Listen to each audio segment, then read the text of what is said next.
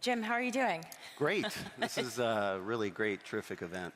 It's great to have you here, and the last session was talking about AI, which we'll get into in just a bit, but I thought it would be interesting for the audience to hear your perspective as someone who has worked in the biotech field 30 plus years, correct? Yep.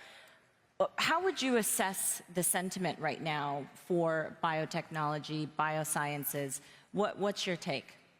So it really depends on whether you're a scientist or an investor, because the answer is almost opposite right now. So on the science, innovation is exponential, and we're really hitting that upward inflection point.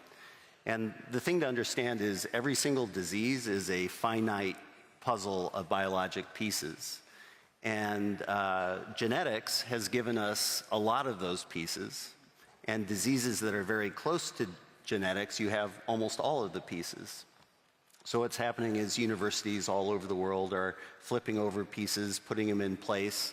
And I don't know if people here do puzzles, but as they get finished, it gets easier and easier and easier to put in the last pieces. And that's where we're at in science right now. So it is a certainty that we are going to cure important diseases over the next 10 to 15 years. Certain cancers, there's one genetic mutation. They're going to be very easy. Schizophrenia, over 100 associated genes, and it's in the head. It's harder to get to. So some diseases are going to take longer. They're bigger puzzles, some shorter.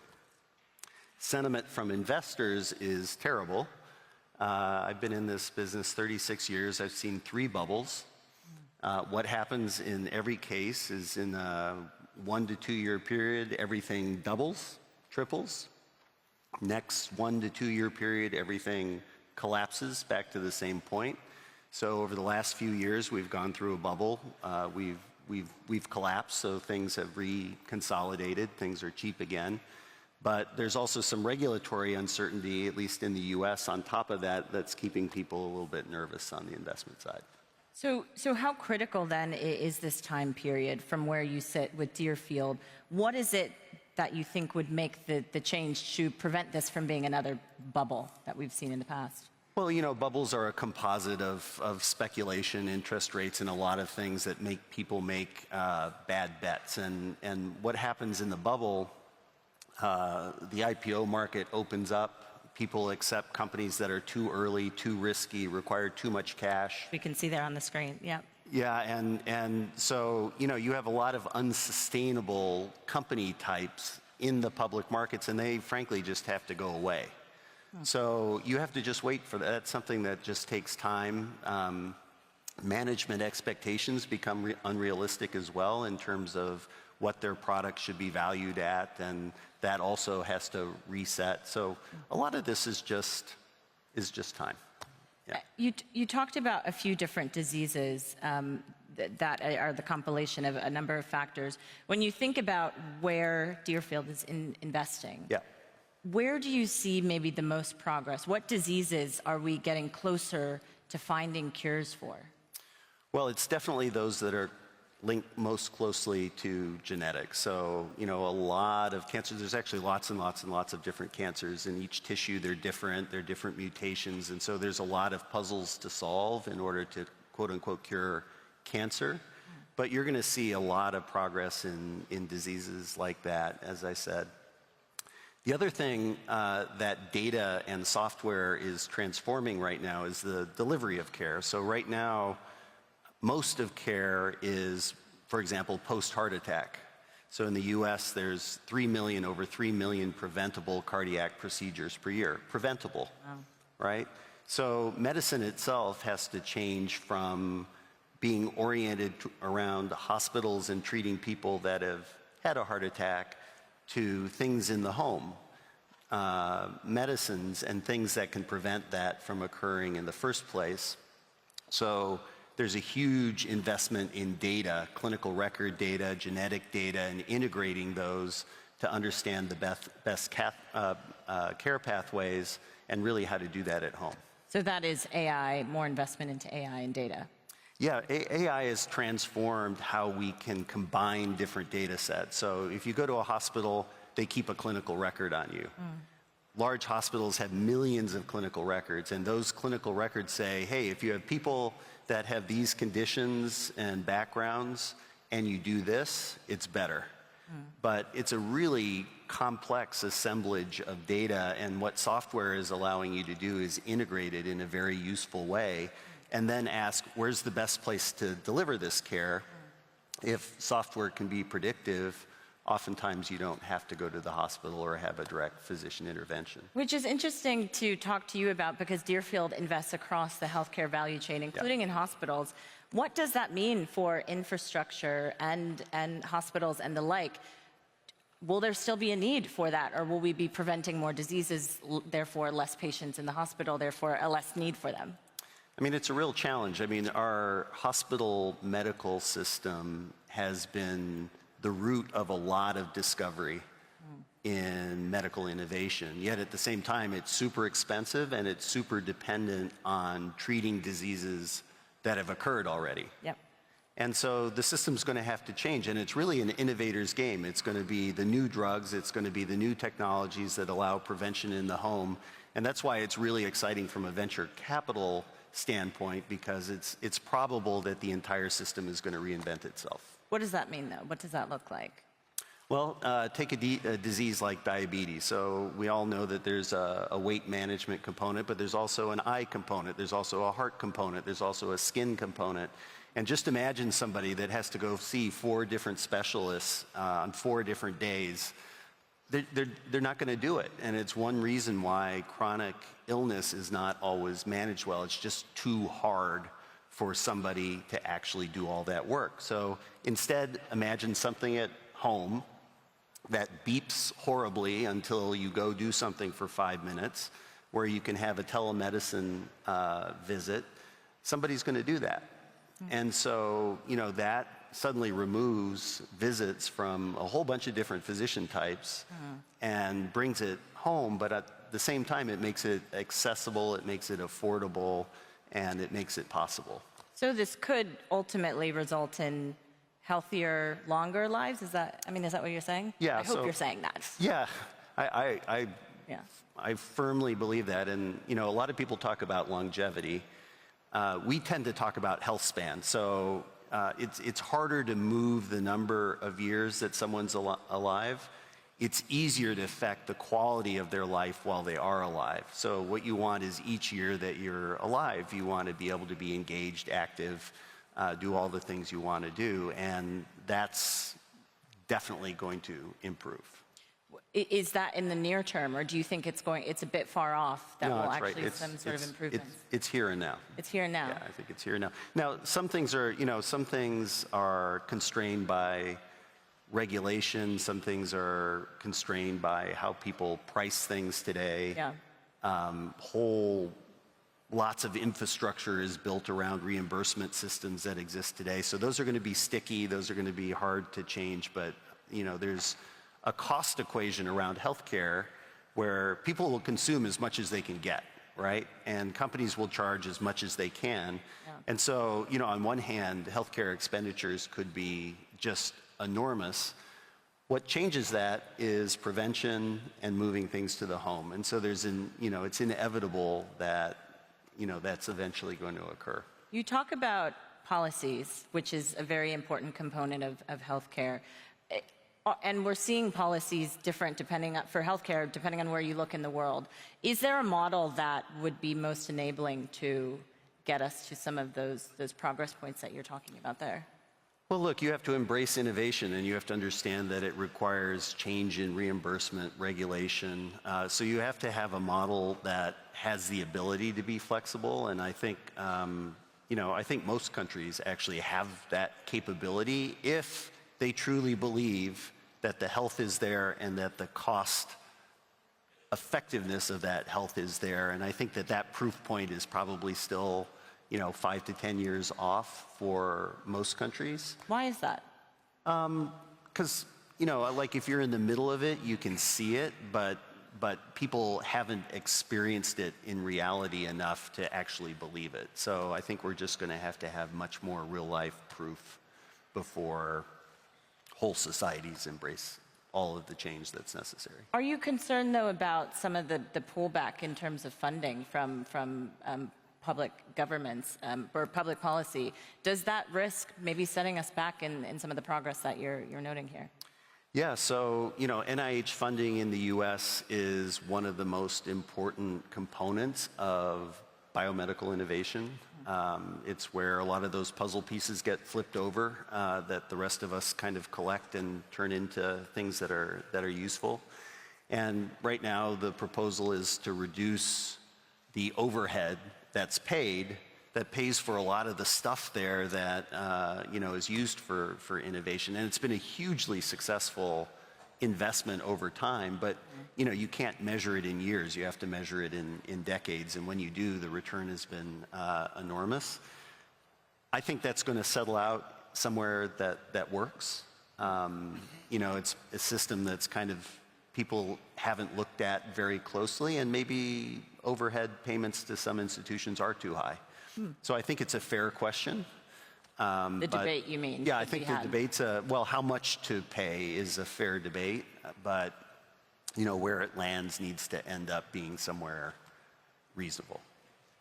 But are you optimistic, though, about that happening? It's too important. Biomedical innovation is too important. And at the end of the day, there is always a strong lobby with many different stakeholders in it that can see that. And so, look, budget in every administration in the U.S. has said, let's go look at healthcare for some pennies, right? And each time it's a terribly difficult conversation because you need innovation, you want to cure disease, you want to make it more affordable, but you don't always want to pay for it now. Yeah. So, that tug of war is going to exist forever simply because of healthcare demand. That means, depending on which jurisdiction you look at, healthcare being treated for a disease is going to potentially even grow exponentially, depending on where you look. Isn't that ultimately not great for the industry and biotechnology as a whole? Look, I think people want to be disease-free. Yeah. They want to have a long health span. I think the innovations need to be accessible and affordable. If you look at, for example, drug costs, they're growing, but prevention shrinks the other piece, and the other piece is 80% of the cost. So drugs are 20%, all of the infrastructure and everything else is 80%. So even if this grows really rapidly, as long as this shrinks commensurately, the equation is going to work. So that's the proof point that makes everything come together. And, I think everybody would prefer to take a pill than get treated for a heart attack. Absolutely. Jim, can you talk about your predictions 5-10 years out, considering, again, some of the investments and the innovations that we're seeing today? Where are we headed towards? I believe that software will end up diagnosing most people. Well within that period. So, right now, software can already diagnose better than most physicians can. I mean, if you think about a primary care physician trying to diagnose any disease, including rare diseases, the chance that they're going to go down all the diagnostic pathways in the right way is very low. But if you're a large language model, you have all of that embedded in you. And so the first point of diagnosis, I think, will be much more large language model driven. Right now, we're very used to second, third, fourth opinions on complicated matters, but that's just because of human fallibility and bias in the process, which the large language models won't have. So I think that's going to be very important. And as a patient, I think they're going to be accessible. So if you want to know something's happening to you or someone you care about, I think there's going to be interfaces where you can get that same download without necessarily going to a physician. And there's a few hurdles that we'll have to get through in order to get there. And I think cancer in 15 years is going to be mostly a thing of the past. A thing of the past? Yeah, mostly. So what will be the need? I mean, for the health span. I mean, people, if you increase longevity, I take it all back. But within our health span, yeah. Is there still a need, though, for doctors, for nurses, for researchers? I mean, where do these jobs then go? Well, that's a problem for way in the future, I think. Okay. You know, right now we need all of that infrastructure. In fact, we need more of it. In the U.S., we have a physician shortage, a nurse shortage. The jobs aren't always enjoyable. So it's you know, there's a lot of stress, and of course, you know, physicians and nurses see it's a time of change. Actually, 40% of what a nurse does can be replaced by a large language model, and most of that is documentation and searching for stuff. And so you can actually meaningfully improve a nurse's job and make a hospital more economic by employing a large language model on behalf of the nurse. Will pandemics then be a thing of the past as well? I don't think so, because we keep tinkering with stuff, and you know, you look at pandemics. It's, you know, it's our novel interfaces with nature. It's how bugs change over time, and we won't be able to anticipate all of that. We might have a lot faster response. And what you might have seen in COVID that was really cool is we have antibodies, we have mRNA, we have small molecules, we have gene therapy, we have gene editing. So, you know, when a new bug appears, we have a lot of validated tools that can go after it. And if we do that in a cohesive way, then, you know, I think they'll shrink in duration, but I think they're going to stick with us. The pandemics. Yeah. Let's hope not anytime soon. Jim, before we wrap up, let's talk about Deerfield and some of the portfolio of investments.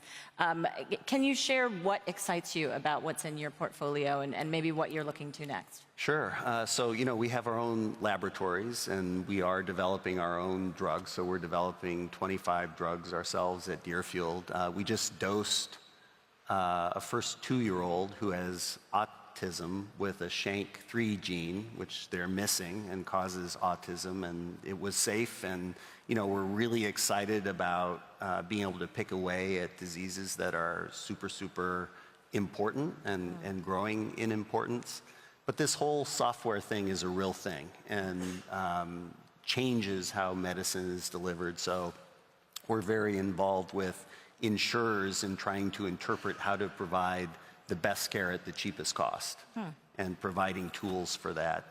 You know, like GLP-1s, really cool, lose weight, but they actually affect all kinds of other chronic diseases. So what does that mean for you? That's a super complicated question that software is helping us answer on a person-by-person basis. So the drug side, the data delivery side, both very engaged, very excited about.